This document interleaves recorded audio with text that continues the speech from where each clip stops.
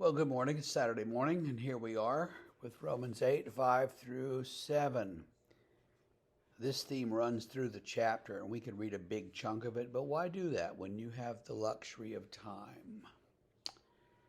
So 5 through 7. Those who live according to the flesh set their minds on the things of the flesh.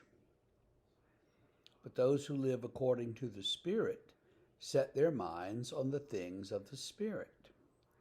To set the mind on the flesh is death, but to set the mind on the Spirit is life and peace.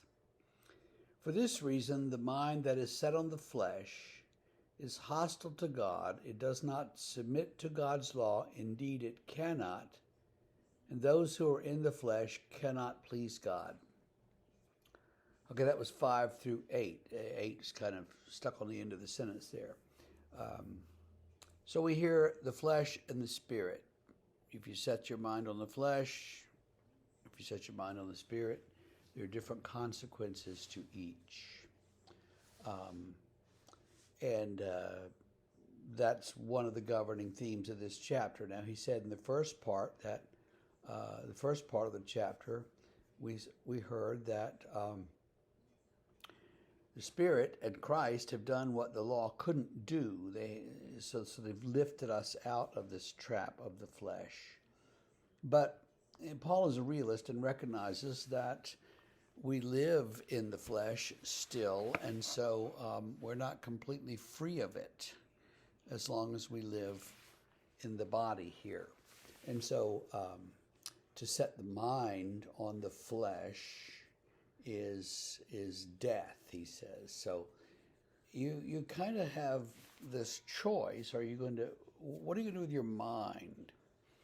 Now, we all know the Greeks had this theory that the human being consists of the body, the mind, and the spirit. And that is the world that Paul lives in and the worldview that he uses. It's not quite the same as the Hebraic one, but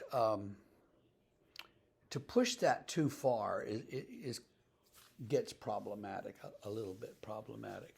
So let's just say, in your thinking, in your mind, in your intentionality as you go about your day, what is your focus? Is your focus the spirit, or is your focus the pleasures of the body? The word that he uses for flesh is kind of strange there because it's used in different ways in the New Testament. Sometimes it's more neutral, and sometimes it has this connotation of the flesh is evil. And there's some older translations that actually translate it as carnal, to try to get at that. So anyway, to set the mind on the flesh is death, but to set the mind on the spirit brings life and peace. That's an important thing. So if you're looking at the events of the world, there's a war going on in the Ukraine, and there's all kinds of trouble everywhere you look. And if you just focus on that stuff, you're going to end up depressed. And if you focus, we've got this pandemic and we've all got to wear masks and we're afraid to go places, are you going to get sick if you go to the grocery store? I mean, these are real questions that no one's ever had to ask before. And so we say, well, if you set your mind on all that stuff all the time, at the very least, you're just going to end up down and depressed, because that stuff is all leading to death.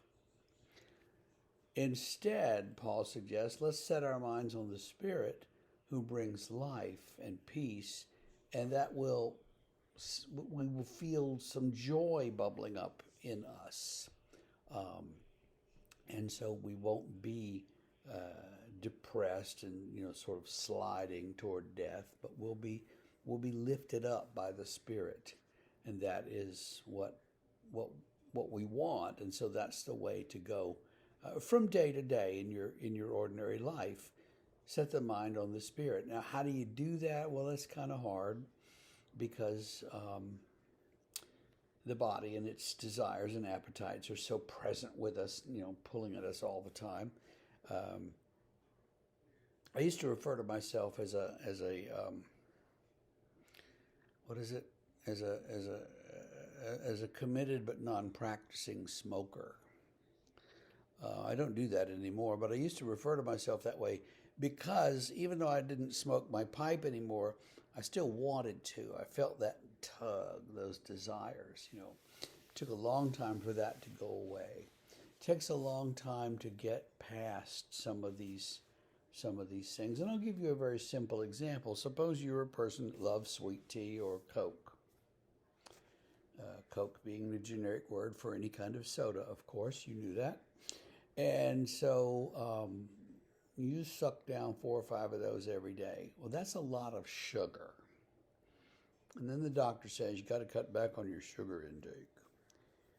Oh, gee, thanks, doc. Okay, I'm not going to have sugar anymore. So you start drinking tea that's unsweet, and you start drinking Tab, the nastiest thing ever created.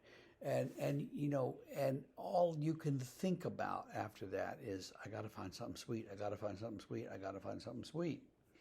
So the flesh has its hooks in us, these desires and once you start trying to deny one of them, that's all you can think of. They're just in your face, big and flashing. That is the enemy. That's the opposition to us that we're up against in this life, according to this paradigm that Paul sets up. So we have to set our minds on the Spirit. Prayer will do that for you. Scripture reading, things like this actually would help you do that. Just read a verse.